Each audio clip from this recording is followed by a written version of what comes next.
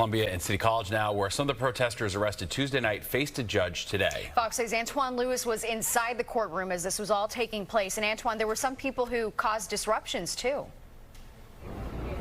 Oh, absolutely, Natasha. And there were two courtrooms, mind you. So we're talking disruptions in the courtroom as well as in the hallway. But nothing compares to the reception that we got when they realized we were outside. Take a look at this. Anything you'd like to say? A different kind of no thank you we got in criminal court Thursday. Supporters blocked the faces of Columbia and CCNY protesters who were being arraigned inside two courtrooms on the first floor. The arraignments are underway for the scores of those taken into custody Tuesday night when NYPD officers in riot gear raided Columbia University and CCNY to remove protesters who were holed up inside various office buildings and lawns on the school's campus. City officials say many of the more than 280 people arrested are not students at the schools, but are agitators known to local law enforcement, like 40-year-old James Carlson of Park Slope, Brooklyn. Fox 5 was there for Carlson's arraignment on criminal mischief, arson, and other charges. At one point, the judge and a court officer chastised him for disrespectful behavior during his arraignment.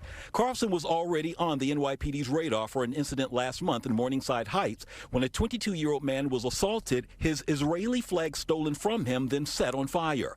Carlson was released on his own recognizance Thursday. Andrew Cherkasky is a former prosecutor and criminal defense attorney. They're the ones who probably know the system the best, know exactly what will happen when they get to the police station, as well as what will happen through the arraignment process. Those facing repeated misconduct essentially are the ones who are sticking their nose up in the air the most to the justice system here in New York City. Neither the NYPD nor the mayor's office would specify an exact number of so-called agitators for Fox 5. Nonetheless, Manhattan District Attorney Alvin Bragg made his first public comments on the arraignments at a separate event Wednesday. We will look carefully at each individual case on our docket and make decisions based on the facts and the law.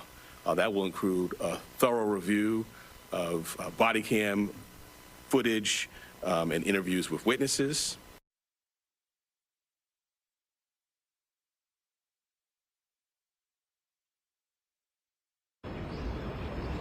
As you come back to us live, we want to break down some of those numbers coming from Alvin Bragg's office. Again, 280 total arrests. Of that number, 170 were given summonses. The remaining numbers were given either desk appearance tickets or were duly arraigned here in court. Now, one final point before you get away. Despite the less than welcome reception that we received, court officers were there just to make sure things did not escalate beyond anything. We'll send things now back inside to you.